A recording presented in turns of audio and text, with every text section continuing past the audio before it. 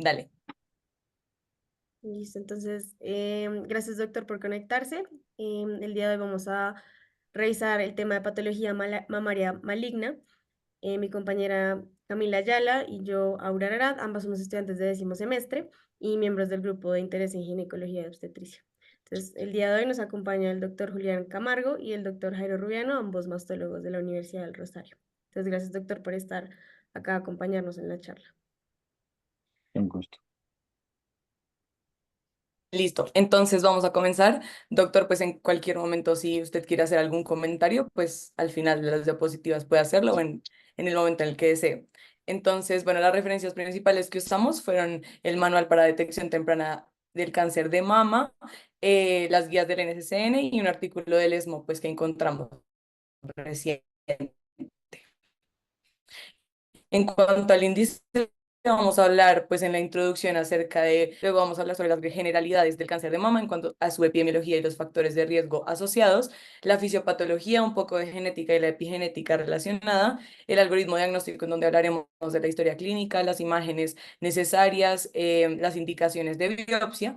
Luego vamos a pasar ya al tratamiento, un abordaje muy general acerca de la quimio y la radioterapia y pues los abordajes quirúrgicos y finalmente unas conclusiones y las referencias que usamos. Entonces vamos a comenzar con la introducción. Para comenzar pues debemos recordar la embriología y la anatomía de la glándula mamaria. Entonces, importante recordar que la glándula mamaria se comienza a formar durante la cuarta a la quinta, sexta semana de crecimiento pues intrauterino. Esta se comienza a formar como una línea láctea que podemos ver en la imagen que estoy señalando.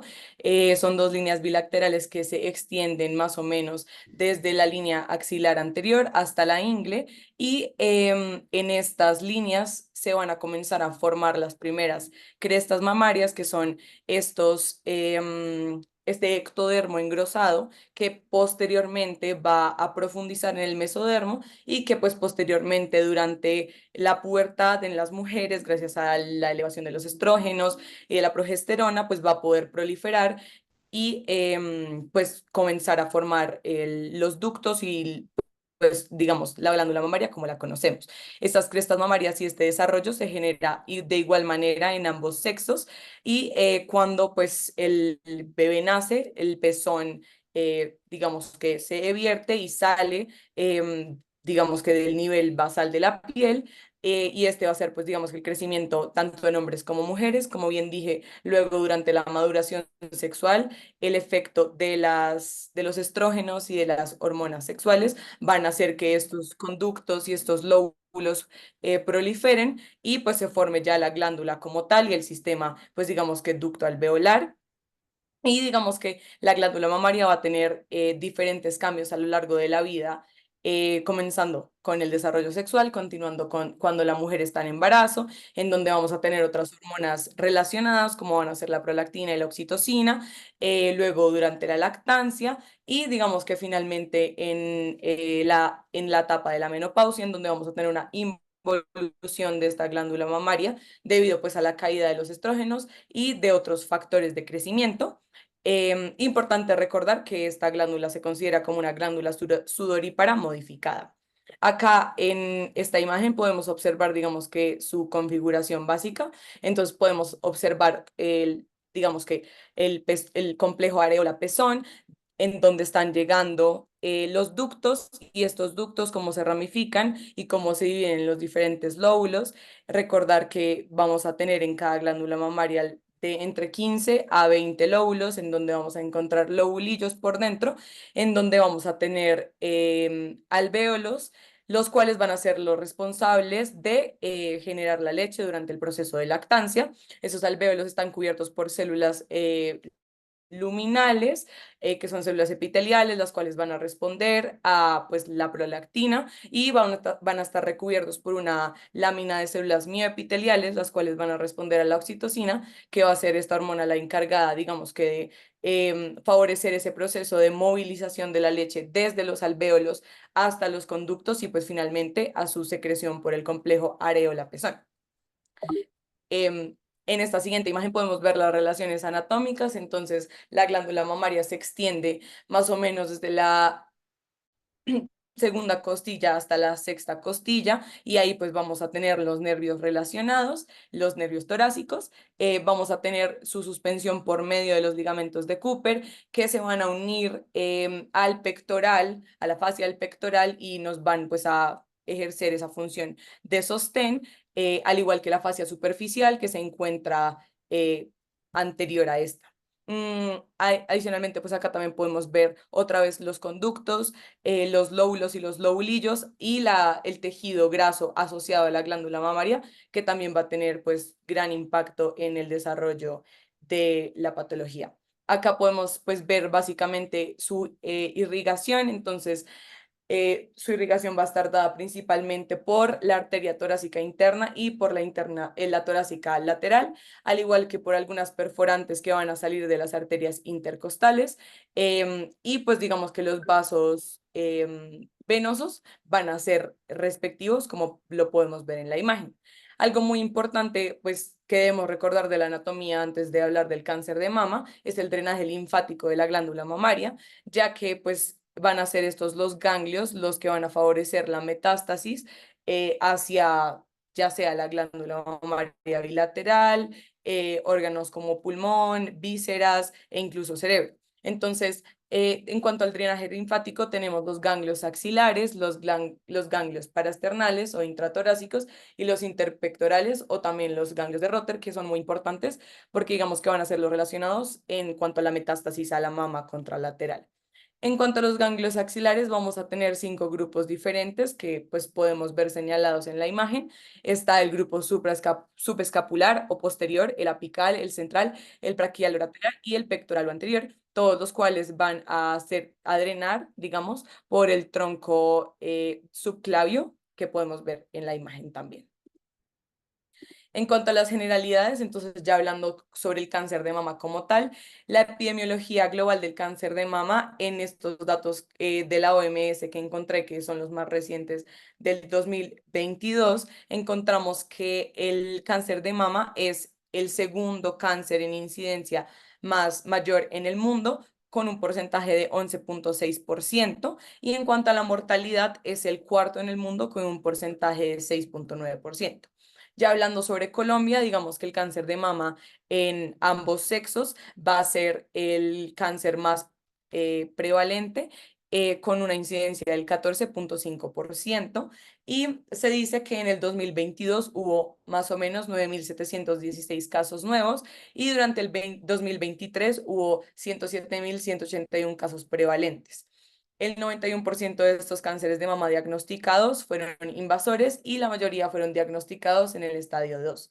Y se dice que una de cada 8 mujeres desarrollará cáncer de mama a lo largo de su vida, por lo cual, pues digamos que es muy importante como tener en cuenta las pruebas de tamizaje de las que vamos a hablar y qué cosas se tienen que tener en cuenta, pues para favorecer su diagnóstico temprano. En cuanto a los factores de riesgo, tomamos esta tabla del manual, en donde pues nos hablan de un montón de factores de riesgo. Digamos que los que vamos a nombrar acá van a ser la mutación en BRCA1 o en BRCA2, la historia de cáncer familiar, un familiar de primer grado, dos familiares de primer grado, una radiación terapéutica al tórax a edad menor de 30 años, factores hormonales, paridad tardía, la menarquia temprana, o una obesidad en la posmenopausia. Digamos que todos se van a ver relacionados, digamos, la menarquia temprana con la mayor exposición a factores hormonales, un estilo de vida sedentario, la densidad de la mama, y digamos que ya tener un diagnóstico de hiperplasia ductal o lobular atípica, que pues se considera una lesión que puede progresar a un cáncer de mama. Y pues acá hablando sobre las mutaciones y sobre la genética relacionada con el cáncer de mama, es muy importante tenerlo en cuenta a la hora del diagnóstico, del cual vamos a hablar más adelante. Sin embargo, pues recordar que siempre se debe tener en cuenta la sospecha de cáncer heredofamiliar, y debemos sospecharlo cuando tenemos 2 o más factores de los que hemos mencionado acá en la tabla.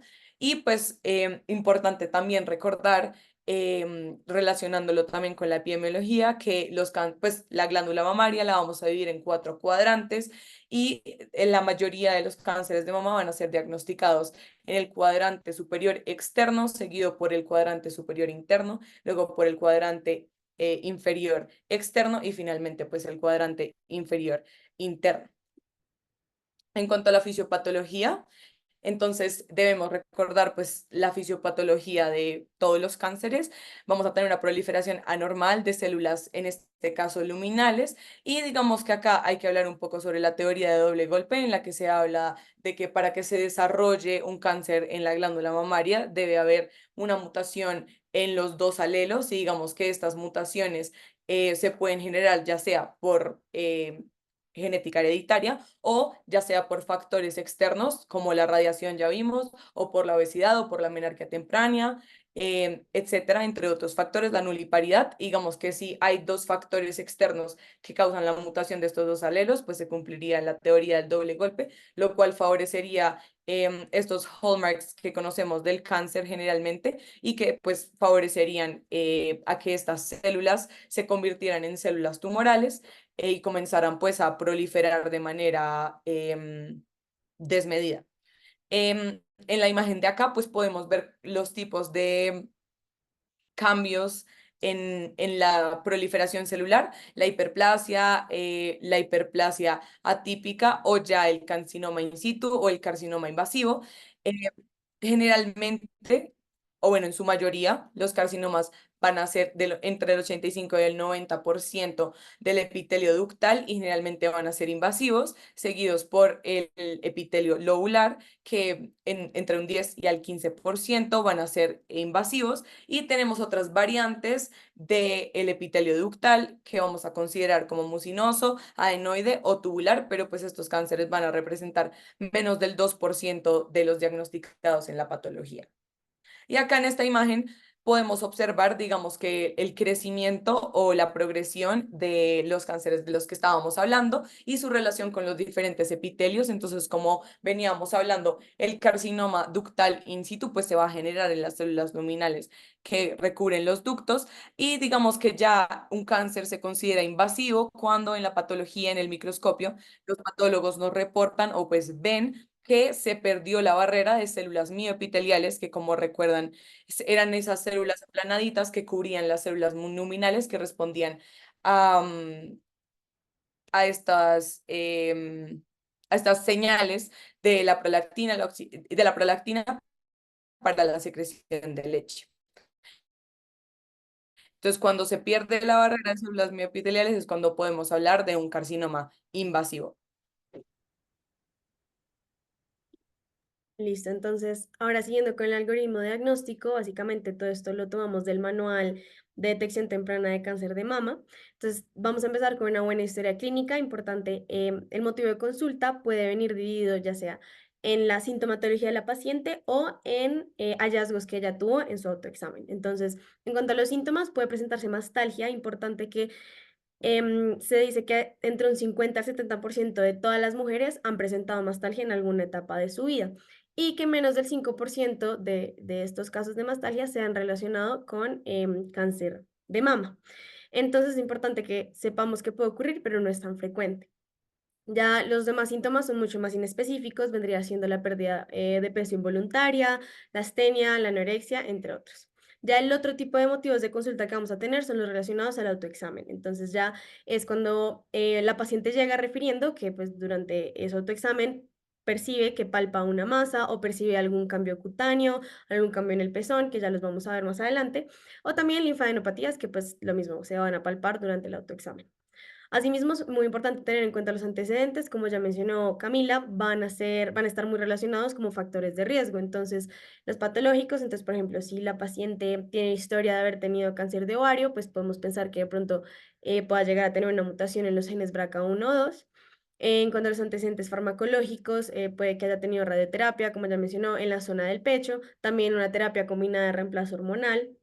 Los antecedentes familiares también son muy importantes, entonces lo mismo preguntar por antecedentes de cáncer de mama en familiares de primer, segundo e incluso hasta tercer grado si cumple con los criterios de los factores de riesgo que acabamos de ver.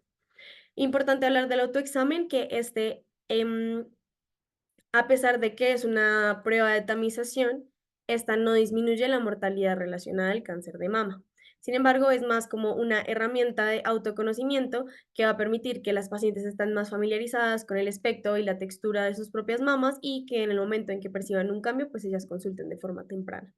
Se han diseñado muchísimos esquemas, muchísimas campañas para pues como promover que las pacientes se sientan cada vez más cómodas haciendo el autoexamen y que lo hagan con una pues de la forma adecuada. En recomendaciones generales, las mujeres que se encuentran en la premenopausia deberían hacerlo 8 días después de la menstruación y las mujeres que ya están en la posmenopausia se debe fijar un mismo día cada mes y hacerlo de esa forma. Sigue, por favor. Entonces, ya nuevamente siguiendo con el autoexamen, se va a ir en la inspección y en la palpación, que ya vamos a ver más adelante que otra herramienta de tamizaje que tenemos, que es el examen clínico de la mama, también se basa como en estos dos puntos. Entonces, en la inspección se le pide a la paciente que se coloque frente a un espejo y colocan los brazos de diferentes formas, básicamente para em, evidenciar que no se vea una simetría, hoyuelos o hundimientos, que hayan abultamientos ya sea en las mamas o en las axilas, que no hayan desviaciones del pezón, cambios cutáneos o secreciones del pezón. Y ya la segunda parte vendría a ser la palpación, que pues percibe masas dolorosas o no dolorosas. Sin embargo, esta parte de la palpación es muy complicada porque, como sabemos, la mama, y como ya vimos en la anatomía, no es una estructura regular, por el contrario, tiene muchos otros componentes en su interior, ya sea el tejido adiposo, ya sea los lóbulos o los lobulillos, que puede hacer que a la palpación de una persona que no esté familiarizada con hacerlo, pues se sienta irregular y pues esto hace que las pacientes no estén seguras si es algo por lo cual consultar o no. Es por esto que, como es un poco subjetivo, no debe utilizarse como única herramienta de tamizaje. Sigue, por favor.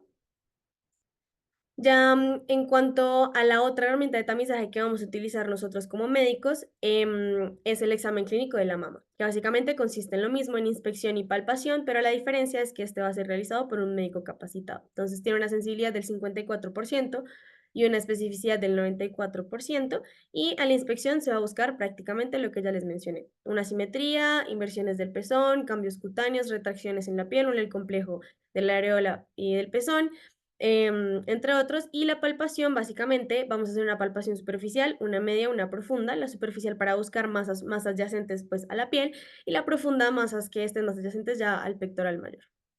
En cuanto, pues, tener en cuenta los límites mamarios que ya mencionaron, los dejo ahí. Y en mujeres mayores de 40 años, ya sean sintomáticas o asintomáticas, la recomendación es realizarlo una vez al año. Y en mujeres sintomáticas se debe realizar sin importar la edad. Hace parte como del examen físico que debemos realizar. Sigue, por favor. Entonces, nuevamente en la inspección, que vamos a buscar? Cambios en la textura, abultamientos, hoyuelos. Importante las secreciones, que aprendamos a diferenciar lo que se considera una secreción fisiológica y una patológica, que ya lo vamos a mencionar más adelante. Y bueno, ya los demás signos que ya les mencioné. Diagnósticos diferenciales a tener en cuenta, que pues no vamos a andar mucho en ellos porque no es el objetivo de la charla, pero también podemos encontrar pues cambios relacionados a mastitis, ectasia ductal, a hiperplasia ductal atípica, a inversión congénita del pezón, entre otras, que pues son condiciones que tenemos que tener en cuenta cuando estemos examinando las mamas. ¿Sigue? Entonces, en cuanto a imágenes, vamos a tener las principales, son la ecografía mamaria y la mamografía. Básicamente, la ecografía, la utilidad principal es ayudarnos a diferenciar si se trata de una lesión quística o una lesión sólida. Y esta tiene una gran utilidad en las mujeres jóvenes porque tienen una alta densidad mamaria.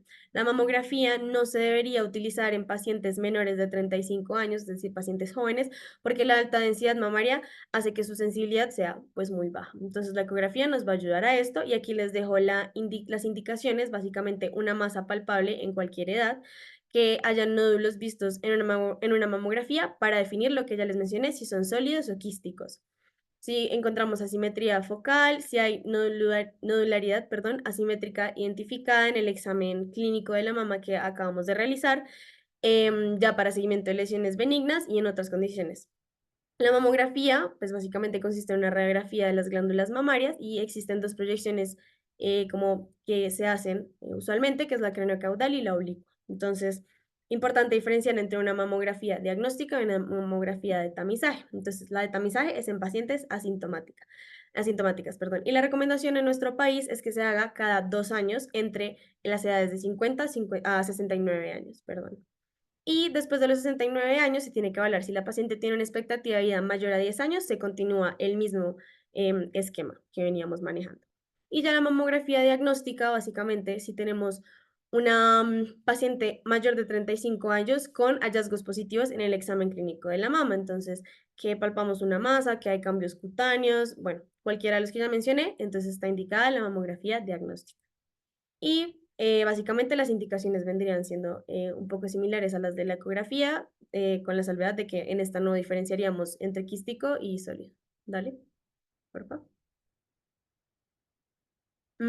Entonces, acá es cuando vamos a hablar de la clasificación de BIRADS, que pues es el Breast Imaging Reporting and Data System, que básicamente va a tomar en cuenta las características imaginológicas de las lesiones o de la lesión y lo va a clasificar en alguno de los siguientes, como 6. Un BIRAD 0 significa que el estudio es incompleto, es decir, que ya sea por la densidad mamaria o por algún otro factor, no se puede caracterizar bien la lesión, eso sería un BIRAD 0 y necesitaríamos estudios adicionales. Digamos, esta tabla está en el manual pues en el manual que utilizamos en las referencias y básicamente pues nos indica cuál es la conducta que tenemos que tener dependiendo de cada uno. Entonces, del 1 al 3 se considera una mamografía normal o de hallazgos probablemente benignos y de allá dependiendo de en adelante ya estaríamos inclinando más hacia una patología maligna. Entonces, básicamente lo que vamos a encontrar en la descripción es la distribución, la simetría, la composición de esa lesión, si tiene calcificaciones en su interior, si hay distorsión de la arquitectura de la mama y bueno, entre otras. Sigue, por favor. También vamos a encontrar, pues esto es lo mismo, simplemente que en esta vamos a encontrar pues la categoría 6 que dice que ya tenemos la malignidad comprobada por biopsia, entonces pues el manejo pues es el tratamiento ya. Digamos que allá vendría el diagnóstico histopatológico. ¿Dale?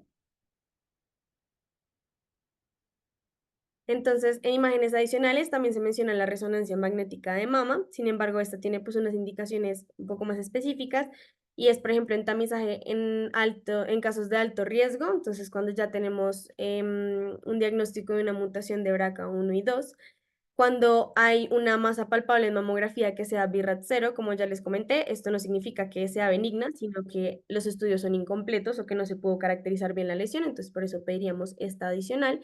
Y cuando tenemos cáncer de mama confirmado y queremos evaluar la extensión de la enfermedad. Sigue, por favor. Entonces, ya siguiendo con los estudios histopatológicos, que vendrían siendo pues las biopsias, la primera que vamos a encontrar es la biopsia por aspiración con aguja fina, perdón, o pues sus siglas BACAF, y entender que los estudios histopatológicos son como tal el gol estándar de diagnóstico. Tendemos a pensar mucho que la mamografía, aunque es una herramienta muy útil, en realidad el diagnóstico se hace es con el estudio histopatológico. Entonces, las indicaciones de estas biopsias es el diagnóstico de un quiste complejo sin masa sólida, que ya les voy a explicar, digamos, la diferencia entre cada uno de estos, o las masas sólidas palpables que sean muy sugestivas de benignidad. Entonces, digamos que, pues, como muestra la imagen, se hace un aspirado con aguja fina, puede ser dirigido con ecografía o no, dependiendo del tamaño de la masa, eso es muy importante. Y pues también puede realizarse en el caso de que esos quistes sean sintomáticos o dolorosos, se puede realizar el drenaje para ayudar con la sintomatología. Sigue, por favor. Tenemos entonces ya las biopsias por aguja gruesa o las TruCut, que básicamente las indicaciones es en el diagnóstico de lesiones sólidas palpables o no palpables. Como ya mencioné, si es palpable y mide más de 2 centímetros, es la biopsia, la puede tomar el cirujano de mama, pero si no es palpable o mide menos de 2 centímetros, se recomienda, ojalá que lo haga un radiólogo con la guía de una ecografía, pues para tener una mayor como efectividad de la biopsia. Y están las biopsias por estereotaxia, suros o suros, que básicamente son con la misma aguja gruesa, pero bajo la guía de la mamografía. Y la indicación de estas es cuando hay lesiones muy sugestivas de malignidad, pero que únicamente se ven en la mamografía. Ya vamos a ver cómo en los algoritmos, como bien la diferencia entre si se ven en la mamografía, en la ecografía o en ninguna. Listo, si quieres, dale. Entonces ya acá tenemos la clasificación de resultados, que es el sistema TNM, que pues creo que todos lo hemos escuchado, que básicamente las siglas hacen referencia a, pues, a lo que vamos a ver. Entonces, por ejemplo, la T es el tamaño del tumor y dependiendo de pues, este aspecto vamos a asignarle ya sea un T1, T2, T3, T4 y digamos la M ya viene siendo metástasis, entre otras. Entonces pues no andan mucho en la tabla porque creo que ya lo hemos visto, entonces, pero para que tengan en cuenta que es con estos estudios que vamos a sacar esta clasificación. ¿Sigue? Y ya con este sistema de TNM vamos a hablar entonces de la estadificación. Entonces, estadio 0, 1, 2A, 2B, eso va a depender de los resultados de este sistema de TNM. Entonces, ahí es lo que escuchamos de cáncer de mama, estadio 3C o estadio 2A, es con este sistema de clasificación de tamaño, por ejemplo, compromiso linfático, de metástasis, etcétera. Sigue, por favor. Y bueno, ya empezando con el algoritmo diagnóstico, básicamente lo vamos a dividir en 4 rutas diferentes. La primera es si tenemos una masa palpable, la segunda es si palpamos una nodularidad asimétrica, ya el siguiente es la telorrea y el último son los cambios cutáneos. Básicamente ahí les puse una imagen para que como que nos demos una idea de cómo se dividen las rutas dependiendo de lo que nosotros encontremos en el examen clínico de la mama. Sigue, por favor. Entonces, el primero es el algoritmo diagnóstico de la masa palpable. Entonces, vamos a empezar con la edad de la paciente. Si la paciente es mayor a 35 años, como ya les mencioné, en una paciente joven no se manda mamografía, pero en una paciente mayor de esta edad vamos a pedirle una mamografía y una ecografía. Y en una paciente joven, solamente la ecografía, porque la mamografía muy probablemente no nos va a ayudar. Entonces, el siguiente paso es ver si la masa que palpamos, porque estamos en el algoritmo de masa palpable, si esta es visible o no en los estudios que pedimos. Entonces, ahí viene este otro algoritmo pequeño que les puse como en la parte de abajo. Entonces, si la masa no se ve ni en la ecografía ni en la mamografía, la indicación es remitir a cirugía de mama, porque igual nosotros estamos palpando una masa en el examen físico, pero esta no es visible en ninguno de los dos exámenes. La siguiente opción es que la masa sea visible en mamografía, pero no en la ecografía. Aquí venimos a hablar entonces del tamaño de la masa. Si mide más de 2 centímetros, entonces le vamos a hacer una biopsia con aguja gruesa. Y si mide menos de 2 centímetros, le vamos a hacer una biopsia con aguja gruesa, pero esta tiene que ser guiada por mamografía, que fue pues la última biopsia que les comenté. Ya dependiendo de los resultados de la biopsia, la indicación pues es ver si requiere remisión a cirujano de mama o no.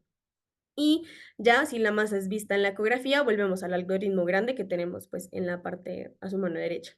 Entonces, como ya les mencioné, la eco nos ayuda a diferenciar si es quística o es sólida. Entonces ahí empieza a dividirse como el algoritmo. La masa quística podemos tener o un quiste simple, o un quiste complicado, un quiste complejo. Ya les muestro imágenes como para que quede más claro. Y entonces ahí, ya como les mencioné, si es un quiste simple, entonces importa si tiene síntomas o no, porque si no tiene síntomas, es un quiste que por lo general se deja quieto. Pero si es un quiste que está siendo doloroso, que es muy grande, ya les voy a mostrar, mayor de 5 centímetros, la indicación sería drenaje por punción. Y ver si ese drenaje es, por ejemplo, si es hemático, no traumático, es decir, que la sangre no sea por la punción, sino que es el líquido que está contenido en el quiste, o que es un quiste que es recurrente más de 2 veces en el mismo lugar, entonces ya ahí vamos a remitir a cirugía de mama. Si no, digamos, si es un quiste simple normal que no es sintomático, vamos a seguir el tamizaje de acuerdo a la edad, como ya hemos mencionado. Si es un quiste complicado, entonces vamos a hacerle control cada 6 meses con un examen clínico de la mama y una ecografía hasta los 18 meses como que se estabilice la lesión, es decir, hasta los 18 meses vamos a estudiarla para ver que no cambie o que no progrese en cuanto a su tamaño. Y como ven ahí, se aumenta de tamaño, entonces la indicación es remitir a cirugía de mama. Si se mantiene estable, vamos a seguir pues el tamizaje que veníamos manejando hasta el momento.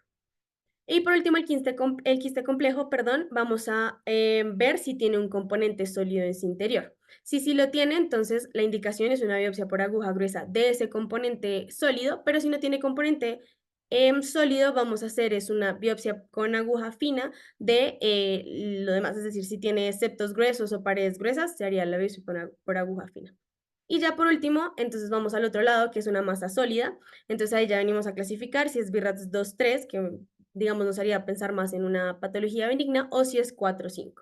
Lo mismo, vamos a hablar del tamaño de la lesión, más que todo para ver cómo tenemos que tomar la biopsia. Si es una masa mayor de 2 centímetros, la biopsia se puede, como ven ahí, si es BIRATS 2 o 3, si mide más de 2 centímetros, biopsia ya sea por aguja fina o gruesa, pero si no mide más de 2 centímetros, estas biopsias tenemos que hacerlas con eco guiada. ¿Listo?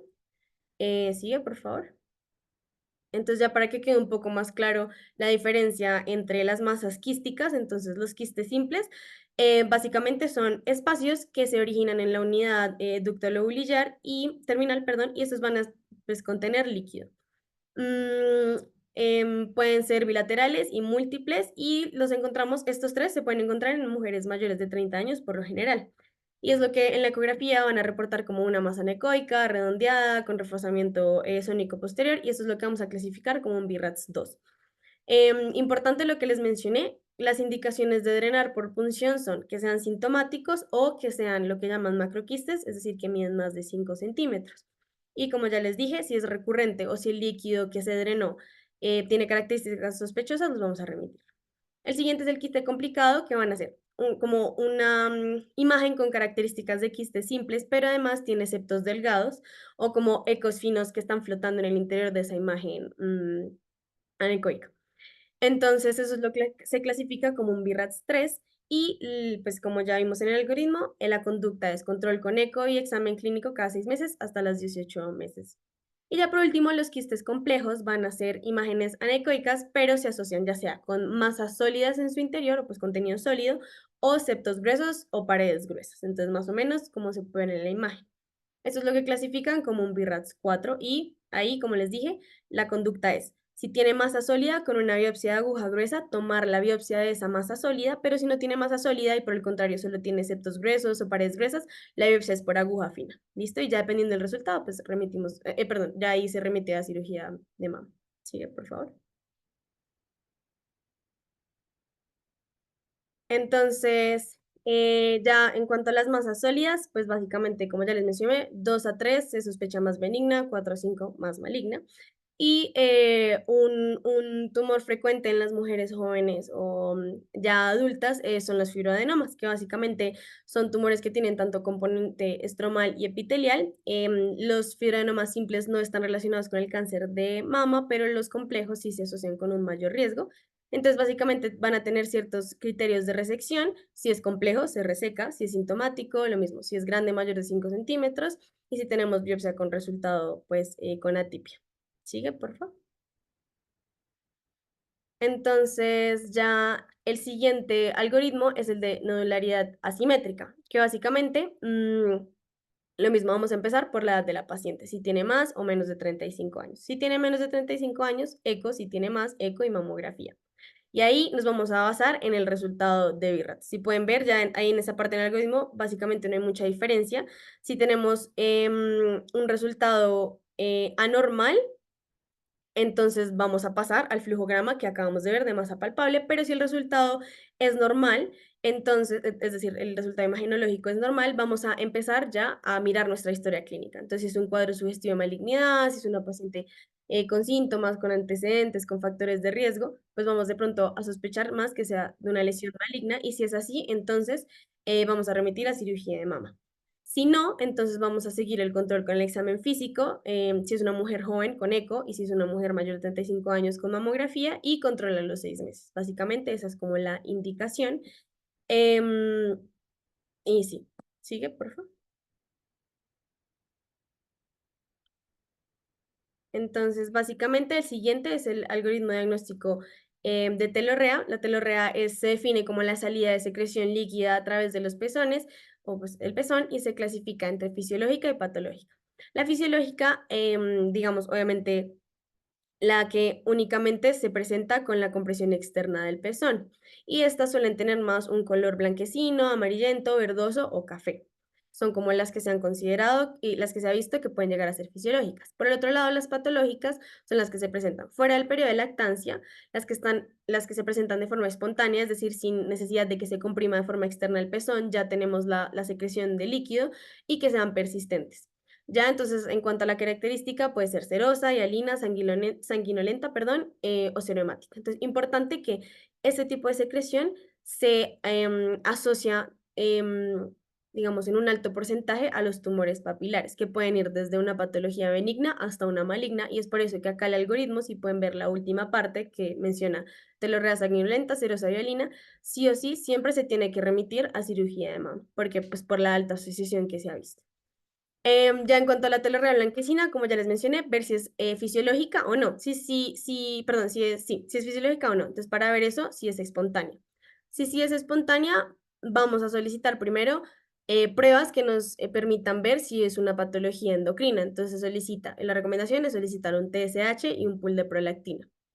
Si los resultados son anormales, ya lo consideraremos una patología endocrina y pues se remitiría para su manejo. Pero si los resultados son normales, entonces seguimos el tamizaje, porque ya les mencioné, se puede considerar fisiológica, entonces no se le haría nada especialmente. Ahí coloqué algunos medicamentos que también se pueden relacionar con una secreción blanquecina, como serían las benzodiazepinas, los opiáceos y el haloperidol, para que lo tengamos en cuenta. Ya siguiendo con la telorrea amarillenta, verdosa o café, acá vamos a hablar de lo que se denomina lactasia ductal, que ya les voy a mencionar bien qué es.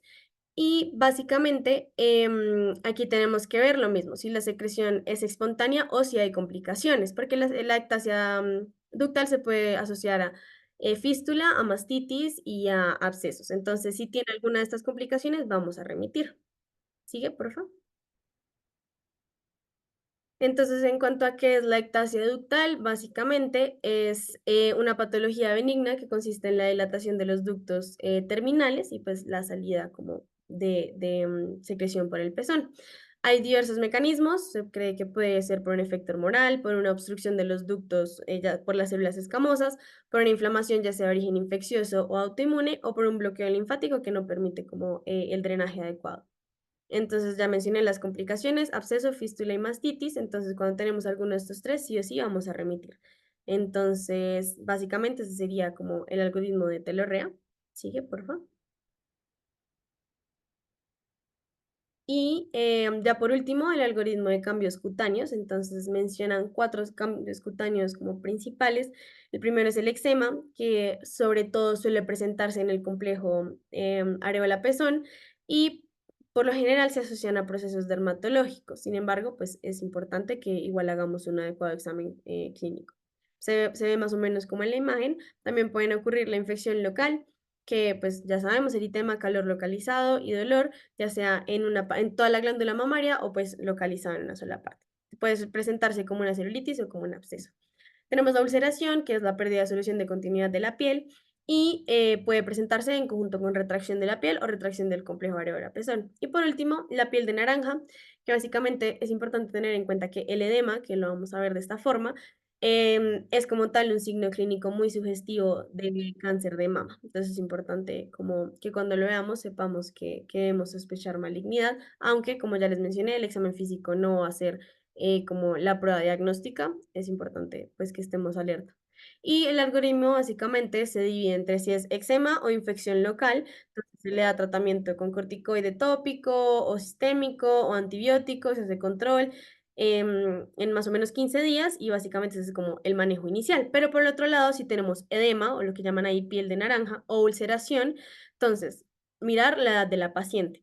Si es una paciente que tiene si tiene más de 35 años, entonces se solicita mamo, si tiene menos, una eco, pero lo importante es siempre remitir a cirugía de mama, porque ya mencioné, estos dos como cambios cutáneos son muy sugestivos de una patología maligna, entonces es importante que la paciente la vea un especialista en cirugía de mama. ¿Sigue? Por favor. Y ya como conclusiones generales, básicamente acá resumen muy bien como qué es lo más importante de cada algoritmo. Entonces, en la masa palpable, la clasificación de BIRADS, la toma de la biopsia, ya en la paciente con telorrea, entonces, lo más importante es la característica de la secreción y si es fisiológica o patológica. Y pues ya básicamente son como conclusiones generales que les dejo como para que las puedan leer después. Bueno, y finalmente para terminar la presentación tenemos el abordaje general del tratamiento.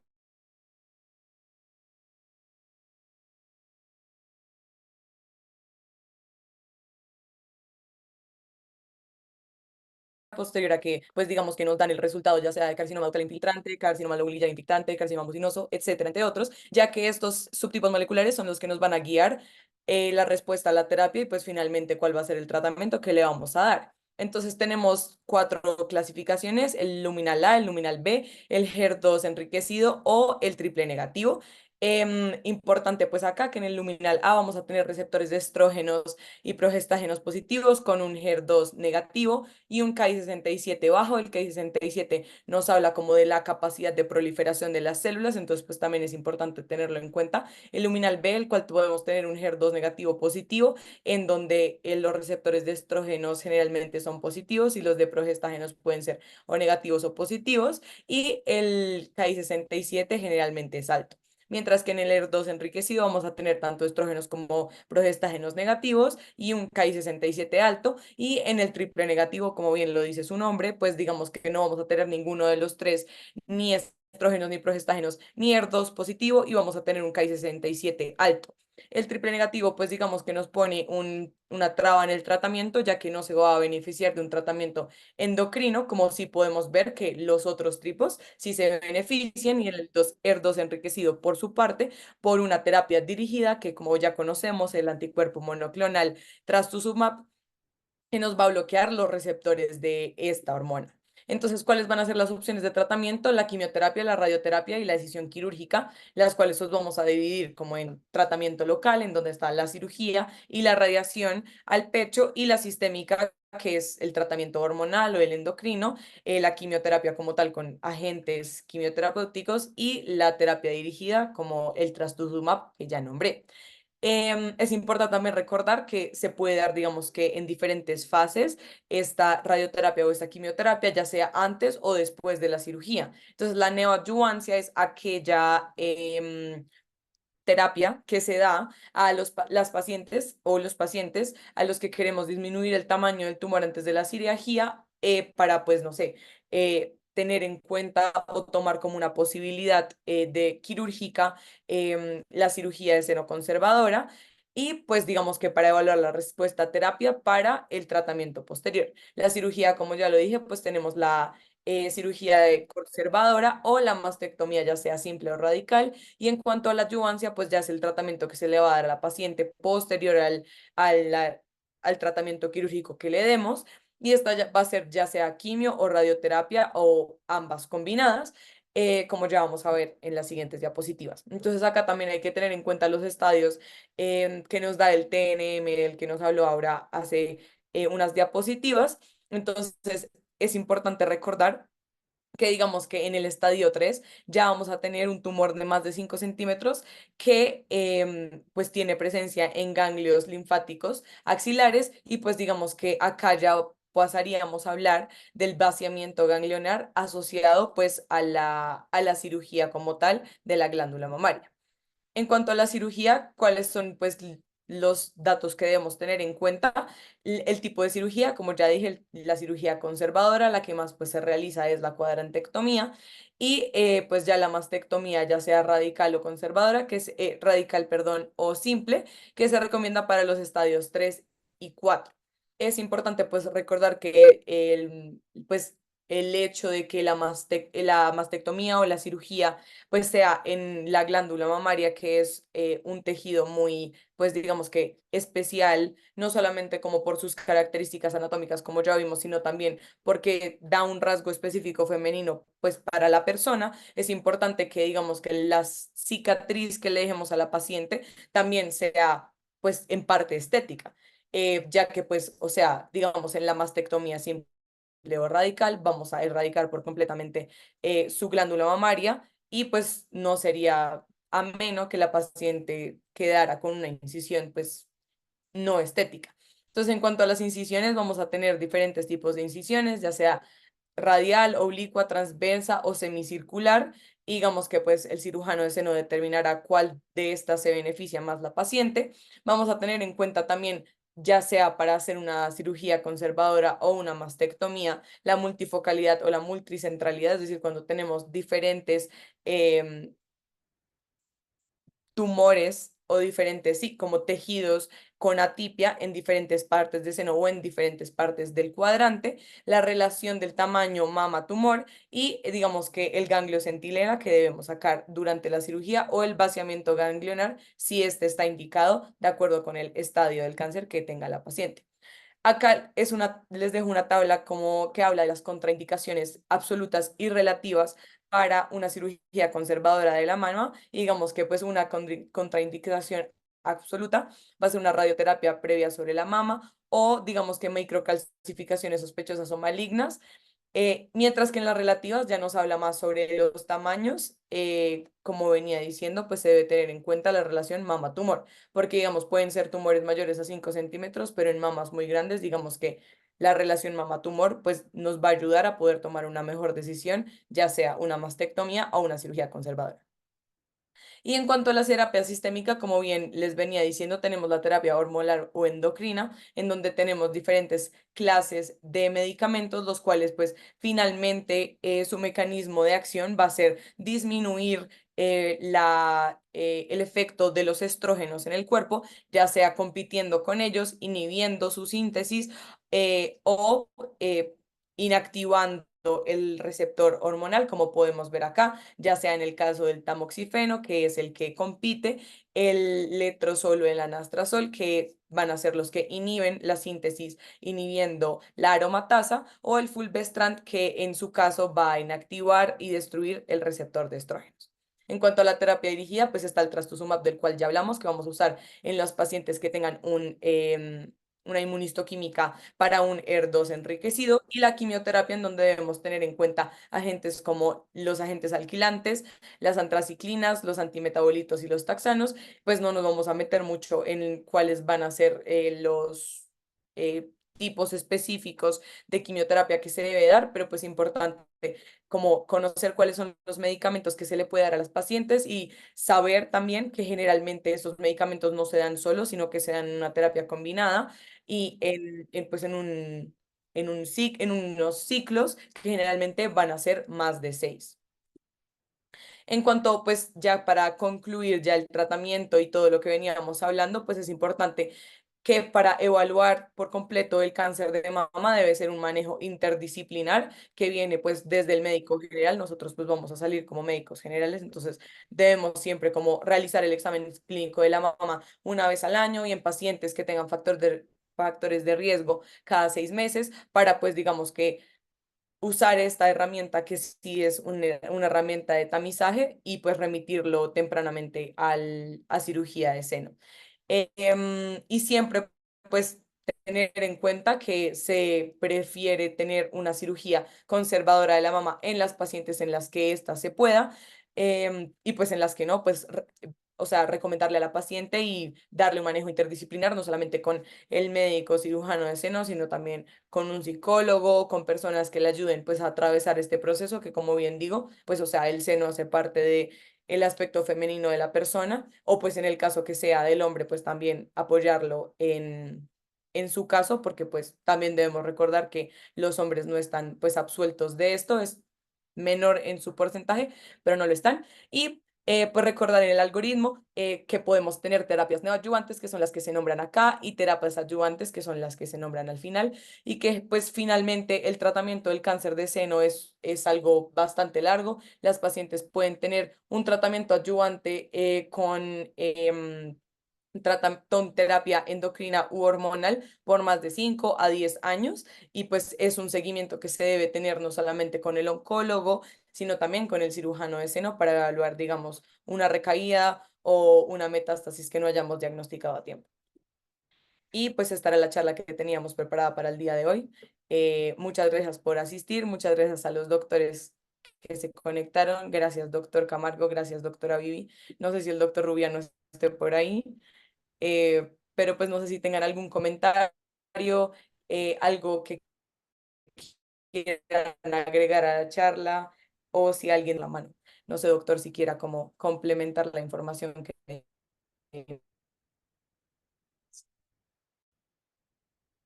Pues primero esperar si tus compañeros tienen alguna pregunta para ustedes, ¿no? Sí, doctor. Si alguno tiene alguna pregunta. puede mandarla por el chat o abrir su micrófono.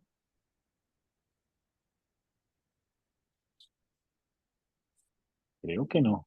O se durmieron, o se fueron, o todo quedó muy claro. O no entendieron nada, una de las cuatro opciones. Esperemos a ver si alguien se anima. Pues a mí no me han Bueno, escrito mira, nada. mientras yo les voy a hacer unas observaciones pequeñas, ¿vale? Entonces, primero que todo, felicitarlas porque se nota el esfuerzo y la preparación del tema. Pues un tema demasiado extenso y ustedes lo hicieron un poco más extenso aún, tratando de abarcar todo. Y es un tema que puede tomar mucho más tiempo hablándolo en términos generales. Nosotros duramos 2 años hablando de cáncer de seno eh, durante toda la formación, entonces es un tema muy extenso, pero quiero felicitarlas porque se nota el esfuerzo y el trabajo y la dedicación que ustedes le pusieron. Algunas cositas que tienen que llevarse las apunté aquí para decírselas. Por ejemplo, se los voy a preguntar a ustedes, ¿cuál es el factor de riesgo más frecuente? ¿Saben? El antecedente familiar. Aura, ¿qué dice? Sí, iba a decir eso, creo que es el que tiene mayor, como una relación más frecuente. Imagínate que el factor de riesgo más frecuente para cáncer de seno es no tener factores de riesgo. Ese es el más frecuente, curiosamente. El familiar, solo el 4% de los casos tienen un antecedente familiar para asociarse al cáncer de mama. Entonces, tenemos muchos pacientes y cuando uno reúne el total de esos pacientes, lo más frecuente es que no tengan un factor de riesgo propio como el genético, sino es la suma de varios factores que uno va agregándole allí. Lo segundo, una corrección que ustedes decían, por ejemplo, la nulliparidad, más que un factor de riesgo, lo que pasa es que haber tenido embarazos es un factor protector, ¿sí? Es diferente. O sea, el no tener hijos no implica que te dé más fácil cáncer de seno, sino que el haber tenido hijos puede protegerte porque estuvo menos tiempo expuesta a esa ventana de hormonas, ¿sí? Pero pues ves pacientes sin hijos con cáncer de seno y pacientes con hijos con cáncer de seno. Entonces todavía no se ha encontrado la causa 100%. Ujú. Cuando hablaron de signos, síntomas o de lo que se encuentra, cuando la paciente consulta, es motivo de consulta, entonces, en los pacientes con diagnóstico temprano, o sea, que la-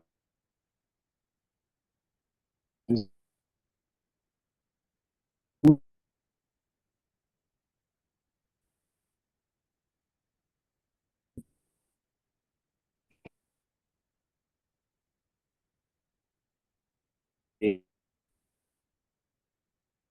eh,